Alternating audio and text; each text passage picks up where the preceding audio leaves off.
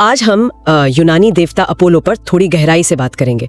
वो सिर्फ सूर्य देवता ही नहीं थे। बिल्कुल नहीं, उनकी तो कई और पहचाने हैं, बहुत दिलचस्प। हाँ, और हमारे पास स्रोत भी कई हैं, पुराने ग्रंथ हैं, नए लेख हैं, दार्शनिक विश्लेषण भी।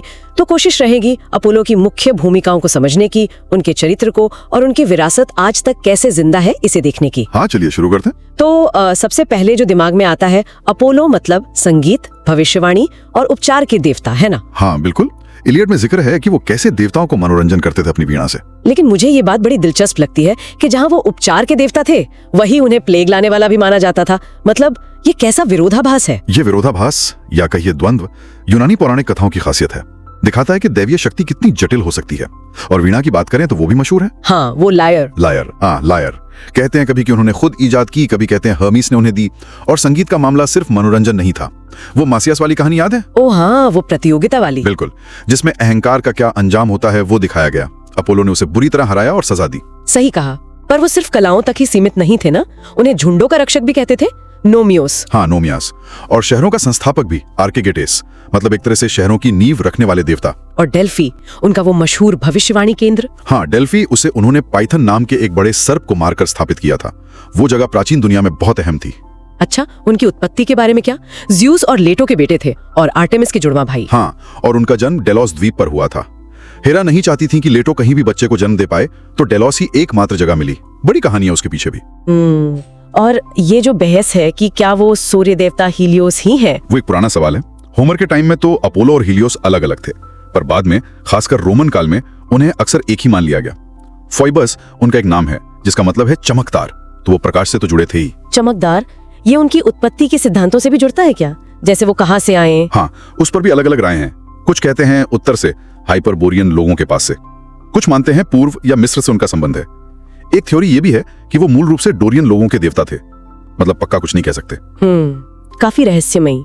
उनकी कहानियों में भी ये जटिलता दिखती है, जैसे डैफ्ने की कहानी। हाँ, डैफ्ने। अपोलो उनके प्रेम में थे, पर वो उनसे भाग रही थी। और अंत में वो एक लॉरेल का पेड़ बन गई उनसे बचने के लिए। बिल्कुल। और फिर अपोलो ने लॉरेल को अपना पवित्र वृक्ष बना लिया, जीत की निशानी, वो लॉरेल की माला। एक देवता का जुनून और उसका ऐसा नतीजा। लेकिन एक और दुखद कहानी है कैसेंड्रा की। ओह, कैसेंड्रा। अपोलो ने उन्हें भविष्यवाणी की शक्ति दी थी, एक वरदान के तौर पर। पर जब कैसेंड्रा ने अपना वादा, शायद प्रेम का वादा, नहीं निभाया, तो अपोलो ने शक्ति वापस नहीं ली। नहीं, वापस नहीं ली, बल्कि श्राप दे दिया कि तुम्हारी भविष्यवाणी हमेशा सच होगी, पर कोई उस पर यकीन नहीं करेगा। सोचिए कितनी भयानक सजा है। ये वादों और बदले की यूनानी सोच को दिखाता है। पर अपोलो का एक नरम पहलू भी था, जैसे राजा एडमेटस के साथ उनका रिश्ता। हाँ, जब उन्हें सजा के तौर पर 1 साल एडमेटस की सेवा करनी पड़ी थी, तो उन्होंने राजा के अच्छे बर्ताव का बदला चुकाया, उसकी भेड़ों की देखभाल की और यहाँ तक कि उसकी मौत टालने में भी मदद की। तो वफादारी का इनाम भी देते थे। लेकिन फिर नियोबी की कहानी है, जिसने लेटो का अपमान किया था। हाँ, और अपोलो और आर्टेमिस ने मिलकर उसके सभी बच्चों को मार डाला। देवताओं का अपमान बर्दाश्त नहीं था, बहुत क्रूर सजा थी वो। और ट्रोजन युद्ध में भी उनकी भूमिका थी। हाँ, वो ट्रॉय के पक्ष में थे। उन्होंने यूनानियों पर प्लेग के तीर बरसाए, एनियास जैसे नायकों को बचाया। कहते हैं कि एक्िलीज की एड़ी पर पेरिस का तीर भी शायद उन्होंने ही लगवाया था। अच्छा, तो युद्ध में भी काफी सक्रिय थे। ये प्रभाव बाद में रोम तक भी पहुंचा। हाँ, रोमनों ने अपोलो को अपनाया, बल्कि रोम में उनका पहला मंदिर 430 ईसा पूर्व में प्लेग फैलने पर ही बना था, उन्हें शांत करने के लिए। बाद में सम्राट ऑगस्टस तो उनके बड़े भक्त बन गए। और फिर दर्शन में नीत्शे वाली बात आती है, ये अपोलोनियन और डायोनिशियन का कॉन्सेप्ट। हाँ, ये बहुत दिलचस्प है। नीत्शे ने अपोलो को व्यवस्था, तर्क, शांति और सौंदर्य का प्रतीक माना, जिसे वो अपोलोनियन कहते हैं। और डायोनिशियन वो क्या था? वो थे अव्यवस्था, जुनून, नशा, वृत्ति, मतलब एकदम उलट। नीत्शे का मानना था कि यूनानी त्रासदी की महानता इन दोनों अपोलोनियन और डायोनिशियन के संतुलन से आई थी। और नीत्शे को लगता था कि सुकरात ने इस संतुलन को बिगाड़ दिया, तर्क पर ज्यादा जोर देकर। हाँ बिल्कुल। तो इस नजरिए से अपोलो सिर्फ एक देवता नहीं, बल्कि पश्चिमी सभ्यता की एक मूल प्रवृत्ति, व्यवस्था और आदर्श कला का प्रतीक बन गए। कला में भी उन्हें इसी तरह दिखाया जाता है ना? एकदम आदर्श युवा। हाँ, कोरो शैली की मूर्तियों में एक आदर्श युवा का रूप, जैसे अपोलो बेल्विडियर नाम की जो मशहूर मूर्ति है, वो इसी शांत, संतुलित सौंदर्य और महिमा को दिखाती है। तो कुल मिलाकर अपोलो सिर्फ सूर्य देवता नहीं है। बिल्कुल नहीं। वो संगीत, भविष्यवाणी, चिकित्सा और साथ ही प्लेग, व्यवस्था और जुनून, प्रकाश और शायद थोड़े अंधकार के भी देवता हैं। उनकी कहानियां सम्मान, प्रतिशोध, भाग्य, संतुलन जैसे यूनानी मूल्यों को दिखाती हैं। तो श्रोताओं के लिए एक विचार छोड़ते हैं। अपोलो के अपने चरित्र में ये जो तनाव है, व्यवस्था और अव्यवस्था, उपचार और विनाश, क्या ये आज भी हमारे अंदर संतुलन खोजने के संघर्ष को नहीं दिखाता? बिल्कुल। क्या हम सब भी कहीं ना कहीं अपने अपोलोनियन और डायोनिशियन पहलुओं के बीच एक संतुलन बनाने की कोशिश नहीं कर रहे होते? सोचने वाली बात। ਸਵਾਗਤ ਹੈ। ਅੱਜ ਅਸੀਂ ਪ੍ਰਾਚੀਨ ਯੂਨਾਨੀ ਦੇਵਤਾ ਅਪੋਲੋ ਦੀ ਗੁੰਝਲਦਾਰ ਦੁਨੀਆ ਵਿੱਚ ਥੋੜੀ ਗਹਿਰੀ ਪੜਚੋਲ ਕਰ ਰਹੇ ਹਾਂ। ਹਾਂਜੀ। ਸਾਡੇ ਕੋਲ ਕੁਝ ਵੈਬਸਾਈਟਾਂ, ਐਨਸਾਈਕਲੋਪੀਡੀਆ ਦੇ ਹਿੱਸੇ, ਅਕਾਦਮਿਕ ਲੇਖ ਤੇ ਕੁਝ ਨੋਟਸ ਨੇ। ਬਿਲਕੁਲ। ਤੇ ਕੋਸ਼ਿਸ਼ ਰਹੇਗੀ ਕਿ ਇਹਨਾਂ ਤੋਂ ਅਪੋਲੋ ਦੇ ਕਿਰਦਾਰ, ਉਸ ਦੀਆਂ ਕਹਾਣੀਆਂ ਤੇ ਜਿਹੜਾ ਉਸ ਦਾ ਅਸਰ ਰਿਹਾ, ਉਸ ਦੇ ਦਿਲਚਸਪ ਪਹਿਲੂਆਂ ਨੂੰ ਸਮਝੀਏ। ਹਾਂਜੀ, ਤੇ ਅਪੋਲੋ ਸੱਚੀ ਬਹੁਤ ਬਹੁਪੱਖੀ ਦੇਵਤਾ ਹੈ। ਸੰਗੀਤ, ਭਵਿਸ਼ਵਾਣੀ, ਇਲਾਜ, ਹੋਰ ਵੀ ਬਹੁਤ ਕੁਝ।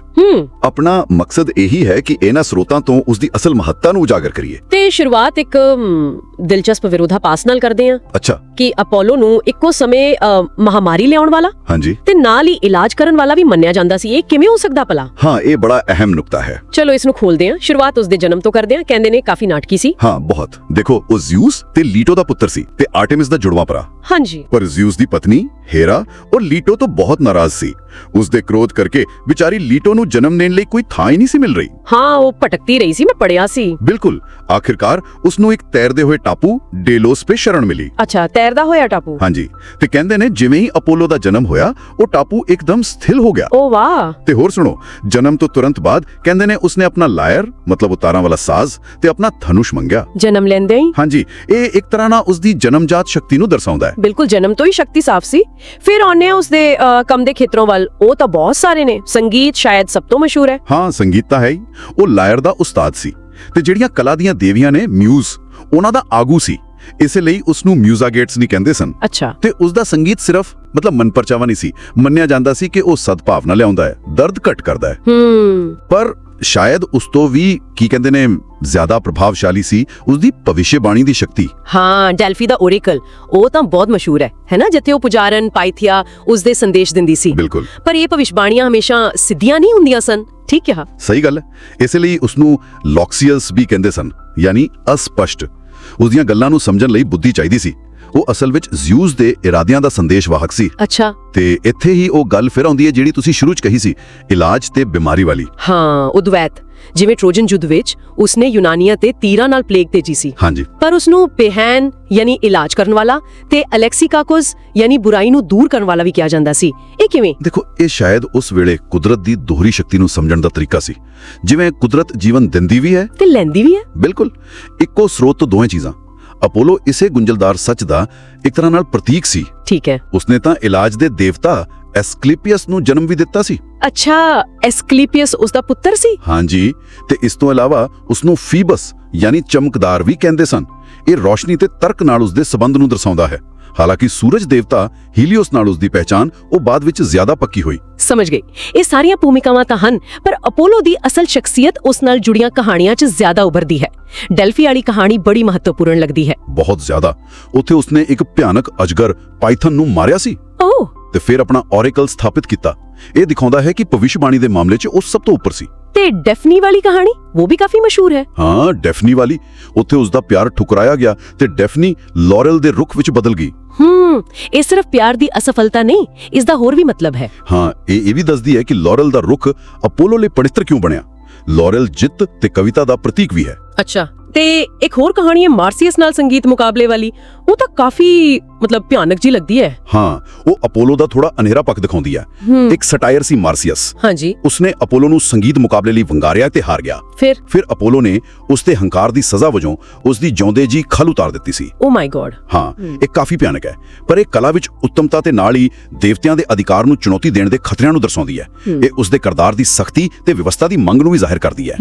ਉਸ ਦਾ ਸਿਰਫ ਯੂਨਾਨ ਤੱਕ ਨਹੀਂ ਰਿਹਾ, ਫਿਰ ਰੋਮਨਾਂ ਨੇ ਵੀ ਉਸ ਨੂੰ ਬਹੁਤ ਮੰਨਿਆ। ਹਾਂ, ਬਿਲਕੁਲ। ਤੇ ਖਾਸ ਗੱਲ ਇਹ ਕਿ ਰੋਮਨਾਂ ਨੇ ਉਸ ਦਾ ਨਾਮ ਨਹੀਂ ਬਦਲਿਆ ਜਿਵੇਂ ਉਹਨਾਂ ਨੇ ਬਾਕੀ ਕਈ ਦੇਵਤਿਆਂ ਦੇ ਬਦਲੇ ਸਨ। ਅੱਛਾ, ਇਹ ਤਾਂ ਖਾਸ ਗੱਲ ਹੈ। ਇਹ ਉਸ ਦੇ ਸਨਮਾਨ ਨੂੰ ਦਰਸਾਉਂਦਾ ਹੈ। ਸਮਰਾਟ ਅਗਸਟਸ ਤੋਂ ਉਸ ਦਾ ਬਹੁਤ ਵੱਡਾ ਭਗਤ ਸੀ। ਤੇ ਕਲਾ ਵਿੱਚ ਉਸ ਨੂੰ ਕਿਵੇਂ ਦਿਖਾਇਆ ਜਾਂਦਾ ਸੀ? ਹਮੇਸ਼ਾ ਇੱਕ ਆਦਰਸ਼, ਸੋਹਣਾ, ਨੌਜਵਾਨ, ਬਿਨਾਂ ਦਾੜੀ ਤੋਂ, ਜਿਹੜਾ ਕੋਰਸ ਆਦਰਸ਼ ਹੁੰਦਾ ਸੀ। ਜਿਵੇਂ ਮਸ਼ਹੂਰ ਅਪੋਲੋ ਬਿਲਵਡੇਰ ਮੂਰਤੀ ਹੈ। ਹਾਂ, ਉਹ ਦੇਖੀ ਹੈ। ਤੇ ਫਲਸਫੇ ਵਿੱਚ ਵੀ ਨੀਤਸ਼ੇ ਦੇ ਕੰਮ ਵਿੱਚ ਅਪੋਲੋ ਇੱਕ ਵੱਡਾ ਵਿਚਾਰ ਬਣ ਗਿਆ। ਹਾਂਜੀ, ਬਹੁਤ ਵੱਡਾ। ਨੀਤਸ਼ੇ ਨੇ ਅਪੋਲੋਨੀਅਨ ਤੇ ਡਾਇਓਨੀਸ਼ੀਅਨ ਦਾ ਸੰਕਲਪ ਦਿੱਤਾ। ਹਾਂ, ਇਹ ਬਹੁਤ ਮਸ਼ਹੂਰ ਹੈ। ਅਪੋਲੋਨੀਅਨ ਯਾਨੀ ਅਪੋਲੋ ਵਾਲਾ ਪੱਖ, ਉਹ ਤਰਕ, ਵਿਵਸਥਾ, ਸੁਪਨੇ ਤੇ ਸੁੰਦਰਤਾ ਦਾ ਪ੍ਰਤੀਕ ਹੈ। ਠੀਕ। ਤੇ ਦੂਜੇ ਪਾਸੇ ਡਾਇਓਨੀਸ਼ੀਅਨ ਯਾਨੀ ਡਾਇਓਨੀਸਿਸ ਵਾਲਾ ਪੱਖ, ਉਹ ਜਨੂਨ, ਹਫੜਾ ਦਫੜੀ, ਨਸ਼ਾ, ਕੁਦਰਤੀ ਪ੍ਰਵਰਤੀਆਂ ਦਾ। ਨੀਤਸ਼ੇ ਦਾ ਮੰਨਣਾ ਸੀ ਕਿ ਜਿਹੜੀ ਮਹਾਨ ਕਲਾ ਹੁੰਦੀ ਹੈ ਉਹ ਇਹਨਾਂ ਦੋਵਾਂ ਸ਼ਕਤੀਆਂ ਦੇ ਸੰਤੁਲਨ ਤੋਂ ਪੈਦਾ ਹੁੰਦੀ ਹੈ। ਤੇ ਉਸਨੇ ਆਧੁਨਿਕ ਸਮਾਜ ਦੀ ਆਲੋਚਨਾ ਕੀਤੀ ਸੀ ਕਿ ਅਸੀਂ ਅਪੋਲੋਨੀਅਨ ਤਰਕ ਤੇ ਬਹੁਤ ਜ਼ਿਆਦਾ ਜ਼ੋਰ ਦਿੰਦੇ ਹਾਂ ਤੇ ਡਾਇਓਨੀਸ਼ੀਅਨ ਪੱਖ ਨੂੰ ਦਬਾ ਦਿੰਨੇ ਆ। ਬਿਲਕੁਲ, ਇਹ ਬਹੁਤ ਹੀ ਦਿਲਚਸਪ ਨੁਕਤਾ ਹੈ ਤੇ ਅੱਜ ਦੇ ਜ਼ਮਾਨੇ ਵਿੱਚ ਵੀ ਦੇਖੋ ਨਾਸਾ ਨੇ ਆਪਣੇ ਚੰਦਰਮਾ ਮਿਸ਼ਨਾਂ ਦਾ ਨਾਂ ਅਪੋਲੋ ਪ੍ਰੋਗਰਾਮ ਰੱਖਿਆ। ਹਾਂਜੀ ਬਿਲਕੁਲ, ਇਹ ਖੋਜ ਤੇ ਮਨੁੱਖੀ ਪ੍ਰਾਪਤੀ ਦਾ ਪ੍ਰਤੀਕ ਬਣ ਗਿਆ। ਸਹੀ ਗੱਲ ਹੈ। ਸੋ ਅਪੋਲੋ ਸਿਰਫ ਪੁਰਾਣੀਆਂ ਕਹਾਣੀਆਂ ਦਾ ਪਾਤਰ ਨਹੀਂ ਹੈ, ਉਹ ਤਾਂ ਸਭਿਅਤਾ ਦੇ ਬੁਨਿਆਦੀ ਤੱਤਾਂ ਦਾ ਪ੍ਰਤੀਕ ਹੈ, ਕਾਨੂੰਨ, ਕਲਾ, ਤਰਕ, ਪਰ ਨਾਲ ਹੀ ਕੁਦਰਤ ਦੀਆਂ ਉਹ ਸ਼ਕਤੀਆਂ ਜਿਨ੍ਹਾਂ ਦਾ ਸਾਨੂੰ ਪਤਾ ਨਹੀਂ ਲੱਗਦਾ। ਉਸ ਦੀਆਂ ਕਹਾਣੀਆਂ ਮਨੁੱਖੀ ਹਾਲਤ ਦੇ ਵਿਰੋਧਾਭਾਸਾਂ ਨੂੰ ਦਰਸਾਉਂਦੀਆਂ ਨੇ। ਬਿਲਕੁਲ। ਤਾਂ ਕੁੱਲ ਮਿਲਾ ਕੇ ਅਪੋਲੋ ਇੱਕ ਬਹੁਤ ਹੀ ਗੁੰਝਲਦਾਰ ਦੇਵਤਾ ਸੀ। ਵਿਵਸਥਾ ਤੇ ਹਫੜਾ ਦਫੜੀ, ਸਿਹਤ ਤੇ ਬਿਮਾਰੀ, ਰੋਸ਼ਨੀ ਤੇ ਹਨੇਰਾ, ਇਹਨਾਂ ਸਭ ਦੇ ਵਿਚਕਾਰ ਇੱਕ ਬੜਾ ਨਾਜ਼ੁਕ ਜਿਹਾ ਸੰਤੁਲਨ। ਤੇ ਉਸ ਦੀ ਵਿਰਾਸਤ ਅੱਜ ਵੀ ਕਲਾ, ਸਾਹਿਤ ਸਾਡੇ ਵਿਚਾਰਾਂ ਵਿੱਚ ਜਿਉਂਦੀ ਹੈ ਤੇ ਸਾਨੂੰ ਸੋਚਣ ਲਈ ਮਜਬੂਰ ਕਰਦਾ ਹੈ ਨਾ। ਜਿਵੇਂ ਪੁਰਾਣੀ ਯੂਨਾਨੀਆਂ ਨੇ ਅਪੋਲੋ ਯਾਨੀ ਤਰਕ ਤੇ ਡਾਇਓਨੀਸਸ ਯਾਨੀ ਜਨੂਨ ਦੋਵਾਂ ਦੀ ਲੋੜ ਨੂੰ ਮਹਿਸੂਸ ਕੀਤਾ ਸੀ। ਹਾਂਜੀ, ਕਿ ਅੱਜ ਦਾ ਸਮਾਜ ਜਿਹੜਾ ਅਕਸਰ ਤਰਕ ਤੇ ਬਹੁਤ ਜ਼ਿਆਦਾ ਹੀ ਜ਼ੋਰ ਦਿੰਦਾ ਹੈ, ਉਹ ਇਸ ਸੰਤੁਲਨ ਦੀ ਲੋੜ ਨੂੰ ਕਿਤੇ ਨਜ਼ਰਅੰਦਾਜ਼ ਤਾਂ ਨਹੀਂ ਕਰ ਰਿਹਾ। ਇਹ ਸੋਚਣ ਵਾਲੀ ਗੱਲ ਹੈ ਕਿ ਅਸੀਂ ਉਹਨਾਂ ਡੂੰਘੇ ਮਨੁੱਖੀ ਅਨੁਭਵਾਂ ਲਈ, ਜਿਵੇਂ ਨੀਚੇ ਨੇ ਇਸ਼ਾਰਾ ਕੀਤਾ ਸੀ, ਸਿਰਫ ਪੌਪ ਸੱਭਿਆਚਾਰ ਵਿੱਚ ਘਟੀਆ ਬਦਲ ਹੀ ਲੱਭ ਰਹੇ ਹਾਂ। ਬਿਲਕੁਲ, ਇਸ ਤੇ ਜ਼ਰੂਰ ਵਿਚਾਰ ਕਰਨਾ ਬਣਦਾ ਹੈ। Imagine a god whose music could bring the entire universe to a standstill, but whose arrows could unleash total chaos in a single heartbeat. Pretty wild, right? I mean, have you ever thought about a god who could be totally charming one minute, playing beautiful music, and then bam, he's shooting arrows and starting a plague the next? He was like the sun, all bright and wise, but also like the darkest night, full of heartbreak. So today, let's get into the story of this amazing golden god. He's got this lyre that brings life, but also a bow that brings death. Yep, we're talking about Apollo, a god who is super smart, but also really, really complicated. So Apollo's story kicks off with a major curse. Before he was even born, his dad's wife, Hera, got super jealous and cursed his mom, Leto. The curse? No place on Earth would let her give birth. Can you imagine? His poor mom wandered around in terrible pain for 9 whole days and nights with nowhere to go. Finally, this cool floating island, Delos, took her in. And that's where Apollo, the god of light and all things orderly, was born. Right away, he was ready to show everyone who was boss. He went to Delphi, took down this huge monster serpent called Python, and took over its famous oracle. From then on, his predictions basically ran the world. He was also known as the leader of the Muses, you know, the goddesses of all the arts. His music was so good, it could chill out even the angriest gods. But, and it's a big but, this golden boy had a dark side. His love life was a total disaster. One time, he made fun of Eros, the god of love. Big mistake. To get back at him, Eros shot Apollo with a love arrow for a nymph named Daphne, but then shot Daphne with a hate Apollo arrow. So what happened? Apollo chased her, totally in love, and she ran away, totally freaked out. She cried out for help, and right before his eyes, transformed into a laurel tree. His desperate touch, meant to hold her, instead felt her skin turn to bark and her fingers sprout into leaves. Heartbreaking, right? And then there was Princess Cassandra. He gave her the power to see the future to try and get her to like him. When she said no, he cursed her so that no one would ever believe her predictions. Just think about how awful that would be, watching your city get destroyed and not being able to convince anyone. His pride was also a huge problem. When a musician named Marsyas was brave enough to challenge him to a music battle, Apollo didn't just win. He punished the guy with a cruelty that's honestly too horrifying to describe here. Let's just say it was a lesson no one ever forgot. See, he wasn't just about light and art. You did not want to get on his bad side. So what's the takeaway? Apollo's story kind of shows us that there's a dark side to everything, right? Even for a god, knowledge and power aren't everything, and having a huge ego can lead to some seriously bad news. So yeah, that was Apollo's story. He was the symbol of light and order, but he was totally dealing with his own demons. An amazing artist, but terrible with relationships. He could literally see the future, but was completely blind to his own biggest problems. His story is the ultimate reminder that you can have all the power in the world, but it won't save you from yourself.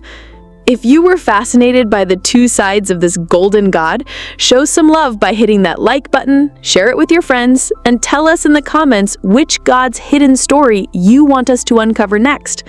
Don't forget, there's always a secret hiding in every story. We'll be back to uncover another one soon. Until then, keep wondering.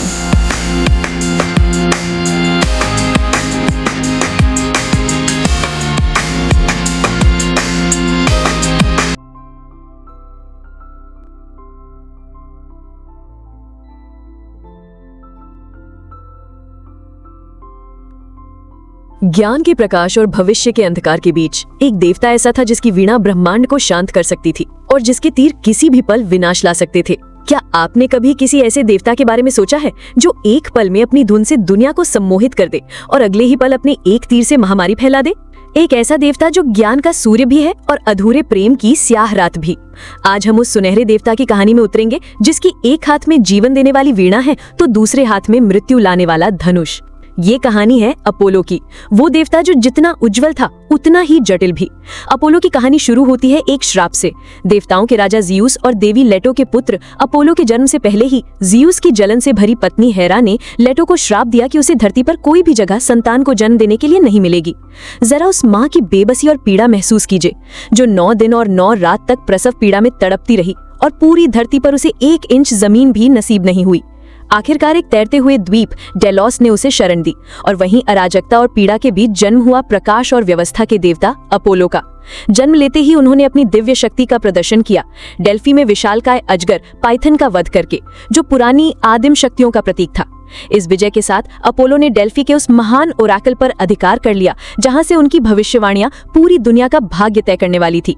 उन्हें Musa jets कहा गया, यानी कला की 9 देवियों की नेता। उनकी वीणा की धुन इतनी मधुर थी कि वो देवताओं का क्रोध भी शांत कर देती थी। लेकिन इस सुनहरी देवता का एक स्याह पहलू भी था, प्रेम में वो हमेशा असफल रहे। जब उन्होंने प्रेम के देवता इरोस का मजाक उड़ाया तो इरोस ने बदला लेने के लिए अपोलो के दिल में डैफ्ने के लिए कभी ना मिटने वाले प्रेम का तीर चला दिया, जबकि डैफ्ने के मन में अपोलो के लिए घृणा भर दी। नतीजा ये हुआ कि जैसे ही अपोलो ने डैफ्ने को छूना चाहा, उसकी उंगलियां पत्तियों में, त्वचा पेड़ की छाल में और पैर जड़ों में बदलने लगे। अपोलो के सामने ही उसका प्यार हमेशा के लिए एक पेड़ बन गया। यही नहीं, जब राजकुमारी कसांड्रा ने उनका प्रेम ठुकरा दिया तो अपोलो ने उसे भविष्य देखने की शक्ति तो दी, लेकिन साथ ही ये भयानक श्राप दिया कि उसकी बातों पर कोई कभी विश्वास नहीं करेगा। सोचिए उस राजकुमारी की बेबसी, जो अपने शहर ट्रॉय का विनाश देख तो सकती थी पर किसी को यकीन नहीं दिला सकी। अपोलो का अहंकार भी चरम पर था। जब मार्सियास नाम के एक संगीतकार ने अपनी बांसुरी से उनकी दिव्य वीणा को चुनौती देने की जुर्रत की तो अपोलो ने उसे ऐसी क्रूर सजा दी जिसे सुनकर रूह कांप जाए। वो सिर्फ प्रकाश और कला के देवता नहीं थे, वो एक ऐसे देवता थे जो चुनौती दिए जाने पर किसी भी हद तक जा सकते थे। अपोलो हमें सिखाते हैं कि हर प्रकाश के पीछे एक परछाई होती है। ज्ञान और शक्ति की अपनी सीमाएं होती हैं और अहंकार का परिणाम हमेशा विनाशकारी होता है। तो ये थी कहानी अपोलो की, वो देवता जो प्रकाश और व्यवस्था का प्रतीक था पर जिसकी अपनी परछाइयां थी। एक महान कलाकार लेकिन एक नाकाम प्रेमी, एक भविष्यवक्ता पर अपने ही अहंकार से अंधा। उनकी कहानी एक आईना है जो हमें याद दिलाता है कि असीम शक्ति भी अपनी सीमाओं के साथ आती है। अगर आपको इस सुनहरे देवता की रहस्यमयी दुनिया में आकर मजा आया तो वीडियो को लाइक करें, अपने दोस्तों के साथ शेयर करें और कमेंट्स में बताएं कि आप अगली कहानी किस देवता की सुनना चाहेंगे। याद रखिए, हर कहानी के पीछे एक गहरा राज छिपा होता है। अगली बार हम एक और ऐसे ही रहस्य से पर्दा उठाएंगे। तब तक उत्सुक बने रहिए।